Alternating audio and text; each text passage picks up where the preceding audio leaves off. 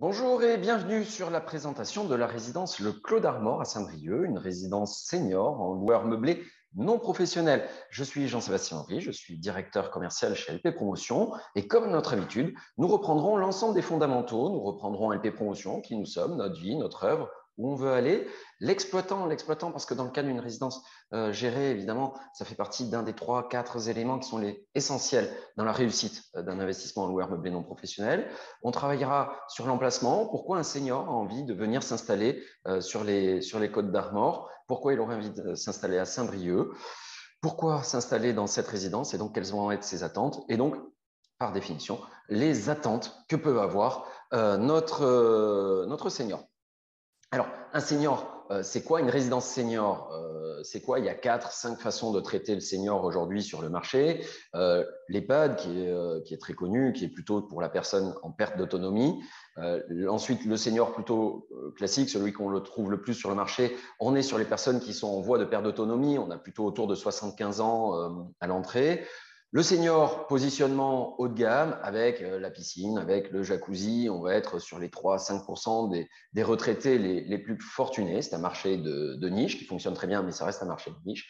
Nous avons choisi chez LP Promotion un marché qui soit un marché de masse pour aller toucher le plus de seniors possible. Et c'est surtout une population de seniors jeunes. Ils ont entre 60 et 65 ans à l'entrée. L'idée de base, c'était tout simplement de rajouter notre clientèle parce que le turnover moyen est excessivement faible. Pour faire simple, quand un occupant arrive dans ce type de résidence, il va rester très, très, très longtemps. Et donc, plus il va rentrer jeune et plus il va rester longtemps. Donc, il va falloir répondre à ses attentes. Qu'est-ce que veut une personne qui a 60-65 ans pour venir s'installer dans ce genre de produit? Eh bien, c'est ces éléments-là, c'est l'ensemble de ces éléments-là qu'on va aller développer. Comme toujours également, si cette vidéo vous est utile, que vous soyez un acquéreur, que vous soyez un investisseur, que vous soyez un conseil en gestion de patrimoine, n'hésitez pas à la liker, n'hésitez pas à commenter si vous avez des observations, des remarques ou des objections. Nous y répondrons évidemment avec grand plaisir. Et puis évidemment, abonnez-vous à la chaîne YouTube. Si tout le monde est prêt, eh bien, c'est parti. Alors, LP Promotion, qui sommes-nous? Une entreprise familiale. À la base, Lucien Ponceau, il est architecte, lui, de formation. Il commence dans les années 80. Il fait quelques opérations de maîtrise d'œuvre. Par ailleurs, sa première résidence, c'est une résidence hôtelière, le Mermoz. On l'exploite toujours. C'est à Toulouse. Et ça va nous donner d'ailleurs un réel savoir-faire sur tout ce qui va toucher, pour ceux qui connaissent l'hôtellerie, à l'hospitality management. Alors, ça a plutôt bien fonctionné, de telle sorte que, Lucien, une résidence plus une, plus deux, plus trois, font qu'on va se créer sous forme de promoteur, et ça arrivera en 96. Le gros boom de l'entreprise autour des années 2000, avec notamment l'arrivée de Laurent, son fils, à la tête de l'entreprise et qui va opérer ce fort développement. Un revirement de stratégie en 2008 où sur la notion d'habitation principale, on va recentrer sur des agglos comme Toulouse, comme Bordeaux, créer une force de vente interne pour maximiser notre distribution en résidence principale. Et puis évidemment, la partie du géré qui nous amène à présenter cette résidence senior. Aujourd'hui, autour de 3 marques, le géré chez nous, l'étudiant, le co-living et le senior. Tout un tas d'éléments qui nous ont plutôt pas mal réussi, puisque aujourd'hui, LP Promotion, c'est 47 millions d'euros de capital social. Ça veut dire qu'on est gros, tant mieux pour nous. Ce qui est intéressant pour vous, acquéreurs, ou vous, gestionnaires de patrimoine, c'est notre cotation Banque de France. C'est une échelle, la cotation Banque de France, qui va de 3++ à 9. À 3++, vous êtes un État. À 9, vous avez déposé le bilan. Ça veut dire qu'on est une société qui est stable financièrement, qui a une bonne capacité à rembourser ses emprunts. Donc, ça veut dire que quand vous vendez ou quand vous achetez un logement chez LP, vous savez, peu ou prou, que la construction ira à son terme. On a réalisé 1500 actes en 2020. On objective autour de 3000 lots sous 3-4 ans, ce qui devrait nous positionner dans le top 10 des promoteurs français en résidentiel. Construire, oui. Grandir de manière stabilisée, pas n'importe comment. L'idée, c'est on grandit, on fait une année de stabilisation. Vendre, c'est assez facile. Vous faire un joli marketing, c'est assez facile. Ce qui compte, c'est la manière dont ça va être livré, la manière dont on va pouvoir lever les réserves. Derrière, sur les dernières livraisons, on tourne en moyenne à un peu moins de 2 réserves par appartement. Et c'est une grande fierté parce que c'est surtout un très, très gros travail de fond. On a également une grosse démarche sur le développement durable. Alors, c'est un petit peu le mot à la mode, le développement durable. Chez LP, c'est pas que des mots. Nous sommes labellisés depuis 4 ans maintenant, responsabilité sociétale des entreprises. On est labellisé ISO 26000. Comment ça peut se manifester? Eh bien, 95% des entreprises impliquées dans nos chantiers sont des acteurs locaux. On gagne régulièrement des pyramides. Alors, les pyramides, c'est l'équivalent des Oscars pour le promoteur immobilier, mais généralement sur la thématique du développement durable, sur la thématique de l'innovation industrielle, sur la stratégie BIM, la stratégie data. Donc, des éléments techniques qui font que, oui, on nous valide, on est validé par nos pairs comme construisant beaucoup, mais construisant bien. Voilà pour les fondamentaux, voilà pour qui nous sommes, voilà pour qui est LP Promotion. Maintenant, ce que vous allez acheter un produit en géré. Ce qui va être important, c'est l'emplacement dans son marché, mais c'est également l'exploitant. Et passons quelques temps sur l'exploitant si vous le voulez bien. 2 objections majeures sur ce produit. Le premier, eh bien, on m'a renégocié mon loyer à la baisse. Le deuxième, l'exploitant est parti. De tout ce qui précède, j'ai dû revendre mon logement à la casse. L'objectif de notre montage vise à répondre précisément à ces 2 sujets-là. Le socle de notre système, c'est LP, le groupe. Je l'ai dit précédemment, 47 millions d'euros de capital social, une cotation 3 en Banque de France, donc une bonne capacité à rembourser nos emprunts. 1500 actes authentiques en 2020, ça nous positionne comme 17e promoteur en France, selon le dernier classement InnovaPress. On devrait intégrer le top 10 sous 3-4 ans. Eh bien, le groupe est actionnaire à 100% de sa filiale Privilège Service, qui est donc l'exploitant. Privilège Service, c'est 3 millions d'euros de capital social, ça gère près de 3000 lits et c'est un taux d'occupation de 89% sur l'ensemble de ses résidences en 2020, y compris la crise sanitaire. On était en 2019 à 96%. Donc finalement, la crise sanitaire nous a évidemment impacté, mais on a réussi à bien maintenir le cap. Privilège, et c'est ça qui va faire la réussite, c'est ça qui va faire que tous les institutionnels peuvent travailler avec nous, qui les a sécurisés, c'est que l'investisseur va prendre le bail directement à la société de tête et non pas, comme dans certains cas, avec la résidence. Si vous prenez le bail avec la résidence, demain, la résidence fonctionne moins bien, on peut clôturer. Ici, vous êtes directement avec une société qui gère plein de résidences, donc qui diversifie son risque, qui gère beaucoup de lits et qui a un joli capital social et dont l'actionnaire unique a 47 millions d'euros à la banque. Donc, c'est cette architecture en ligne directe qui empêche finalement le départ de l'exploitant. Sur la partie renégociation, un bail supérieur à 9 ans, par définition, un bail de 9 ans est un bail 369. C'est pour cette raison qu'on a basculé sur un bail de 10 ans, sur lequel on renonce à notre faculté de rétractation triennale. Pour le dire différemment, on s'interdit toute renégociation du bail pendant sa durée. Maintenant vient le cas du risque extrême, du risque de guerre. Tous les assureurs le connaissent.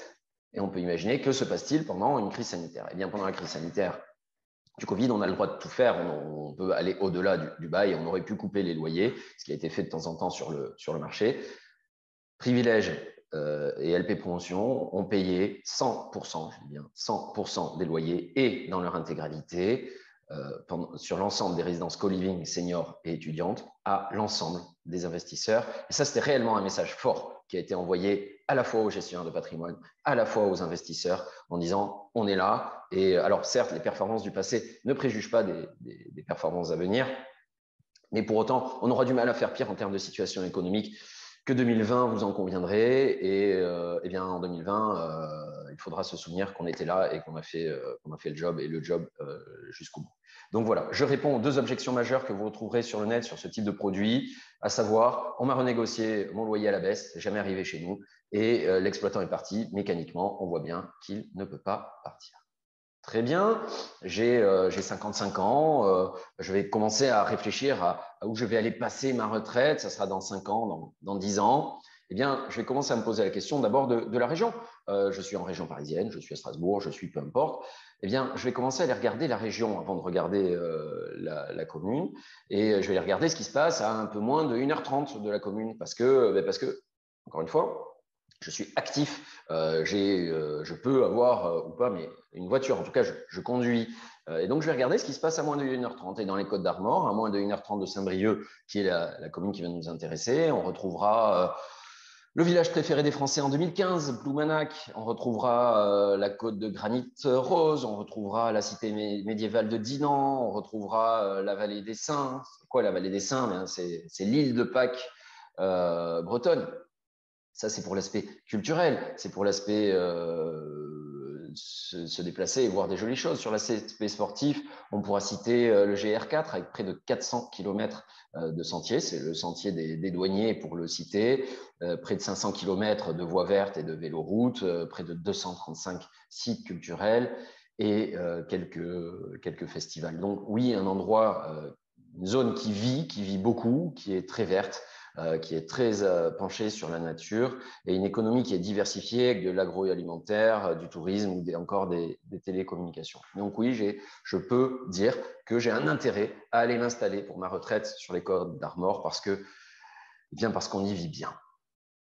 Si je prends Saint-Brieuc en particulier, eh bien, j'ai pas encore de problème de santé, mais je vais quand même aller veiller à voir ce qui se passe au niveau santé. Il y a quand même 2 hôpitaux. Au niveau culturel, j'ai une scène nationale qui s'appelle La Passerelle, qui est plein centre de la ville, une salle de musique. C'est la 6e ville moyenne de France la plus créative. La baie de Saint-Brieuc, c'est la plus grande réserve naturelle de Bretagne et c'est la 5e baie au monde pour l'amplitude de ses marées. Voilà, c'est quelques petites curiosités qui nous amènent à penser que ce lieu-là a du sens. Et puis, pour la connectivité, c'est moins de 2h30 de Paris en TGV. Et c'est donc la première destination maritime bretonne depuis la région parisienne. C'est là où on va accéder finalement quasiment le plus facilement. Et on peut imaginer très très bien des rapprochements familiaux dans ce sens. On va passer sa vie à Paris, et bien venir à Saint-Brieuc, c'est facile et on pourra y retourner, et, faire des allers-retours. Bon, mais très bien, mais quelle est la profondeur de marché? J'ai plus de 11 000 sexagénaires à Saint-Brieuc et donc je vais m'appuyer en fait sur ce socle de 11 000 sexagénaires, essayer de comprendre où ils vont aller. Ce que je sais, selon une enquête IFOP pour Synerpa, c'est que 92% des Français pensent que les résidences seniors doivent être développées. Je parle bien de cette typologie de résidence, celle que nous commercialisons, pas spécialement des maisons de retraite. 83% en ont une bonne opinion. Bon, ben, non tact.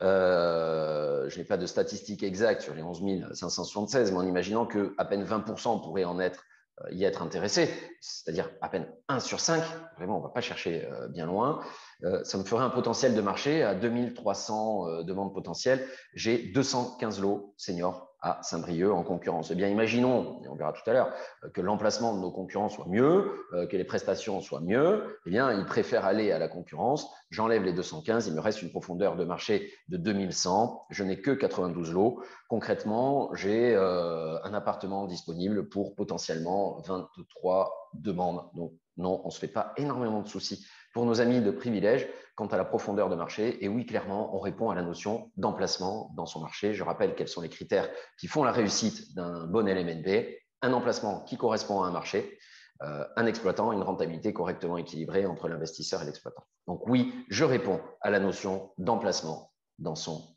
marché. Alors, pour le senior, en revanche, qu'est-ce qu'il va falloir regarder? Si Saint-Brieuc est bien, donc la délimitation de Saint-Brieuc est ici en gris, et l'hypercentre est dans ce cercle-là. Il faudra être sur cette typologie-là, dans le centre, avec l'ensemble des commerces de proximité à pied. Et là, clairement, on voit bien que nous sommes dans le centre. Sur la prise de vue éloignée, la résidence entourée ici, qui est en blanc, et on est à 200 mètres, 300 mètres de l'Office du tourisme. L'Office du tourisme, en général, il est effectivement dans le centre. Le centre commercial est accessible à pied. L'ensemble des restaurants et supérettes sont accessibles à pied. La gare également. Et également, pour l'intergénérationnel, c'est loin d'être un petit argument.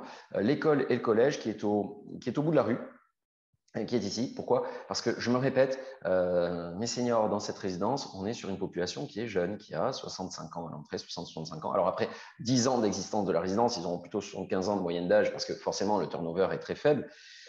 Mais clairement, être à côté de l'école, c'est de pouvoir faire une bise à papy, mamie le mercredi après-midi. Et c'est réellement un vrai sujet qui est réellement le quotidien de ces résidences-là.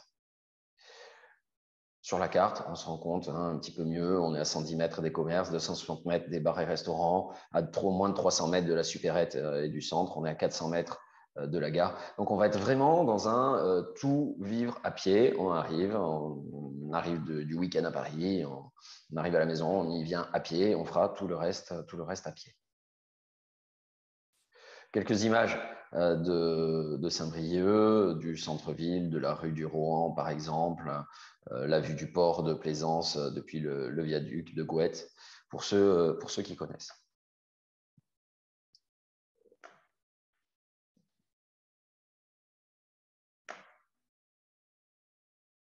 Voilà pour la prise de vue extérieure. Bon, elle n'a rien d'extraordinaire, mais passons maintenant dans la partie prestations et dans les espaces communs, parce que c'est aussi ça qu'on va acheter. On va acheter de la vie en coliving, en quelque sorte. On aura notre appartement, qui est un appartement tout ce qui est de plus classique, mais derrière, on doit avoir un certain nombre d'espaces communs qui doivent être chaleureux. Donc, on peut penser au jardin partagé, on peut penser à la salle de sport qu'on devine ici et qu'on verra tout à l'heure, ou encore à la salle commune. Donc, ce qu'il nous faudra, c'est des espaces communs conviviaux. On pense à la cuisine collaborative. Pourquoi? Parce que c'est un moment où on va venir partager la cuisine collaborative et il y a de réels lieux de vie, il y a de réels déjeuners, dîners qui sont organisés par les occupants eux-mêmes. Un coin lecture, un espace détente avec un grand canapé, une grande télé. Et oui, parce qu'il y aura la Formule 1, il y aura le cyclisme à regarder à la télé, il y aura aussi les petits-enfants. Bah, c'est plus sympa de les recevoir là, peut-être que dans l'appartement et de les présenter aux copains. Une salle de fitness. Oui, une salle de fitness, on a 60, 65 ans, on fait du sport, on fait de l'exercice, un salon de beauté ou encore un salon de télémédecine. Et puis un responsable de site qui est dans la résidence, qui va être le garant de la convivialité, du bien-être et de la sécurité des occupants. Il envoie évidemment cette notion de sécurité, mais il va accompagner les occupants, il va les conseiller. On peut penser au fait de faire venir un marché itinérant dans la résidence. C'est le cas de la résidence à Saint-Géniès-Bellevue, c'est au nord de Toulouse. Une autre résidence qui est à Saint-Orens, où on fait venir un bus une fois par semaine ou 2 fois par semaine, pardon, pour aller au restaurant. On réserve un restaurant en entier pour l'ensemble des occupants. Bref, et ça va être son rôle à l'animateur, précisément d'animer et en fonction des besoins et des envies des occupants qu'on aura dans les diverses résidences. L'espace accueil qui est schématisé ici avec le bureau du responsable de site qui va être derrière et des écrans connectés avec diverses informations qui peuvent passer. La salle de sport, alors c'est une salle de sport qui est adaptée, bien sûr. On va éviter de mettre des haltères, des racks d'haltères de 40 kg. On sera plutôt sur de la gym douce, on sera plutôt sur du pilate, quelques tapis de course avec des barres qui sont prolongées pour qu'on puisse mieux se tenir. C'est important. Mais salle de sport, un élément très, très, très important. La cuisine collaborative dont on parlait tout à l'heure, on peut très bien s'imaginer Pierre et Michel qui viennent boire le café en lisant l'équipe le matin. À 11h, Simone arrive pour cuisiner un truc avec sa copine. Ils vont être 10 à table. C'est un lieu de convivialité incroyable. À chaque visite que l'on peut opérer dans ces résidences, quand on ouvre les frigos, c'est toujours amusant de voir le volume de bouteilles de vin. Réellement, il faut voir ces résidences seniors-là comme une résidence. C'est une résidence étudiante pour quand on a 65 ans, en réalité. Et c'est réellement comme ça que la vie de ces résidences va s'opérer. La partie salle commune avec des tables où on peut échanger, on peut jouer aux échecs, un coin lecture, bref, un moment de partage. Et la partie salon avec des grands canapés et un grand téléviseur. Les appartements, quant à eux, sont les appartements, tout ce qu'il y a de plus classique. C'est-à-dire que si vous rentrez dans l'appartement sans être averti, vous ne verrez pas la différence avec un appartement classique. Les différences, elles vont se porter sur quoi? Eh bien, sur une cuisine qui va être légèrement rabaissée, un électroménager qui va être plutôt de meilleure qualité. On va éviter d'avoir des barres de seuil entre les pièces. Les prises vont toutes être à hauteur de manche, à 1,10 m. Donc, des éléments qui sont pas si gros que ça, mais qui vont faciliter la vie clairement de l'occupant au quotidien. On avait des terrasses sur cette résidence, tant mieux, profitons-en si on les a, mais ce n'est pas vraiment ça qui va faire l'étude de marché. L'étude de marché, ce qui est important, ces fameuses prises de courant à 1,10 m, les volets roulants qui sont électriques, et on a passé l'âge à son pige de se tourner les volets à la manivelle. La cuisine qui est équipée avec beaucoup de rangements bas et qui sont légèrement surélevés. Voilà, de tout ce qui précède, en réalité, nous sommes labellisés Haute Sécurité Santé, le label HS2, qui est un label pas forcément évident à obtenir, mais c'est pour l'ensemble des prestations que nous pouvons fournir, qui sont des prestations maîtrisées, c'est-à-dire que c'est des prestations que vous avez en coût fixe quand vous achetez l'appartement qui sont dedans, et puis tout le reste va être plutôt à la carte et pour l'occupant, en tout cas pour l'investisseur qui achète, c'est les charges maîtrisées, puisqu'elles sont précisées dans le bail, elles sont de 4 € hors taxe du mètre carré et de l'an, ce qui fait à peu près pour un T2 autour de 13-14 € par mois de charges. Alors l'appartement dégage évidemment beaucoup plus de charges que ça, mais on ne refacture à l'investisseur que les charges qui sont non récupérables au bilan pour privilège. L'ensemble des charges, de toute façon, sont précisées dans le bail, donc il n'y aura pas de sujet là-dessus. Si vous vous portez acquéreur d'un logement chez LP Promotion, quel qu'il soit, qu'il soit en meublé, qu'il soit en résidence principale, qu'il soit en investisseur Pinel, vous recevrez des codes de connexion à votre application LP Connect téléchargeable sur l'Apple Store ou sur Google Play. C'est une application qui va vous permettre de suivre l'évolution de votre acquisition, le récapitulatif de la réservation, l'ensemble du financement, les divers appels de fonds et quelques photos du chantier. L'idée, c'est de pouvoir avoir un lien avec nous tout au long de la vie de votre réservation, de la réservation jusqu'à l'acte, jusqu'à la livraison. Notre démarche RSE, j'en parlais en préambule, je passe rapidement et quelques exemples des diverses pyramides que nous avons pu gagner au fil des ans. La pyramide d'or, c'est au niveau national, sur la stratégie BIM-Data, le prix du bâtiment bas carbone, l'innovation industrielle encore en 2018. Voilà, ça, c'est des prix qui pour nous ont un réel sens puisqu'ils sont dans l'œuvre, dans le travail que l'on fournit. On a un directeur du RSE, on a un bureau de recherche et développement. C'est pas chez tous les confrères promoteurs.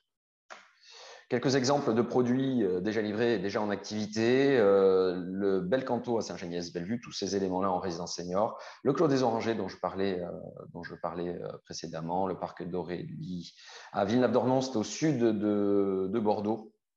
Bref, un réel savoir-faire sur l'ensemble de ces sujets. Voilà ce qu'on pouvait vous raconter donc aujourd'hui sur la résidence Le Clos d'Armor à Saint-Brieuc, en résidence senior, une résidence senior en LMNP pour des jeunes seniors qui ont entre 60 et 65 ans, pour un ticket d'entrée autour de 150 000 €, une rentabilité à 3,9%. Comme toujours, si la vidéo vous a plu, s'il a été utile, si vous avez compris grâce à ça un certain nombre de choses, surtout likez-la, surtout abonnez-vous à la chaîne et si vous avez des questions, si vous avez des commentaires, eh bien, laissez-nous un message. Très belle journée, très bonne vente.